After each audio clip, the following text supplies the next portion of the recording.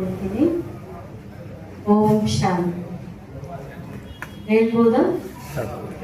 ಓಂ ಶಾಂತಿ. ಒಂದು ಶಕ್ತಿಶಾಲಿಯಾದಂಥ ಶಬ್ದ.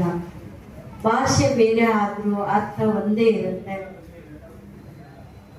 ರಾಜ್ಯವ್ಯಾಪಿ ಸೀರತ್ ಅಭಿಯಾನ ಮಾಡ್ತಿರುವಂತ ಎಲ್ಲ ಸಮುದಾಯದವರಿಗೆ ಸ್ವಾಗತಿಸ್ತಾ, ನ್ಯಾಯದ ಹರಿಹಾರಕ ಪೈಗಂಬರ್ ಮೊಹಮ್ಮದ್ ಅವರನ್ನ ಸ್ವಾಗತಿಸ್ತಾ, ಹಾಗೆ ಮೌಲ್ಯಾನ ಬಾಯ್ ಸಾಬ್, ಜನಾಬ್ ಬಾಯ್ ಸಾಬ್ ಎಲ್ಲ ಸಹೋದರರಿಗೆ ಸ್ವಾಗತ ಮಾಡ್ತು.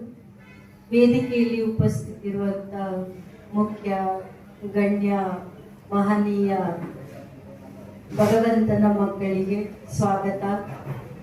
ಶ್ರೀ ಶ್ರೀ ಬಸವಲಿಂಗ ತ್ರಿಮೂರ್ತಿ ಸ್ವಾಮೀಜಿಗಳು ಆಗಮಿಸಿದ್ದಾರೆ. ಹಾಗೆ ವಿಜಯ್ ಕುಮಾರ್ ಸರ್ ಅವರು ಕೂಡ, ಲಾಲು ಸಿಂಗ್ ಜನಾಬ್ ಕಂದಲ್ಕರ್ ಸರ್, ಖ್ಯಾತ ಕನ್ನಡ ಪ್ರವಚನಗಾರರು ಅಂತ ನೋಡಿ ನನಗೆ ಬಹಳ ಖುಷಿ ಆಯಿತು.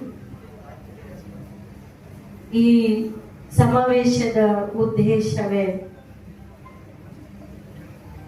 ಈ ಸಮಾಜಕ್ಕೆ, ದೇಶಕ್ಕೆ, ನೀವೆಲ್ಲರೂ ಈ ಬುಕ್ ಅನ್ನ ನೋಡ್ತಿದ್ದೀರಿ. ಭಾರತೀಯ ಸಮಾಜದಲ್ಲಿ ಪ್ರವಾದಿ ಮೊಹಮ್ಮದರ ಆದರ್ಶ ಔಚಿತ್ಯ. ಭಾರತೀಯ ಸಮಾಜದಲ್ಲಿ ನಾವು ಹೇಗೆ ಇರಬೇಕು ಅಂತ, ಒಂದು ದೇಶ, ಒಂದು ನಾಡು, ಒಂದು ಸಮೂಹ, ಒಂದು ಪರಿವಾರ ಹೇಗೆ ಇರಬೇಕು ಅಂತ ಹೇಳಿ,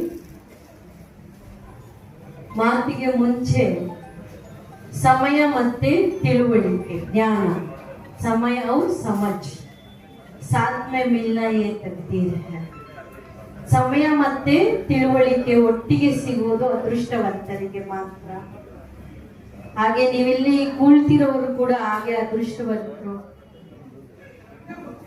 ಒಂದು ಒಳ್ಳೆಯ ತಿಳುವಳಿಕೆಯ ಸಂದೇಶವನ್ನ ತಲುಪಿಸಲಿಕ್ಕಾಗಿ ಈ ಕಾರ್ಯಕ್ರಮವನ್ನ ಹಮ್ಮಿಕೊಂಡಿದ್ದಾರೆ.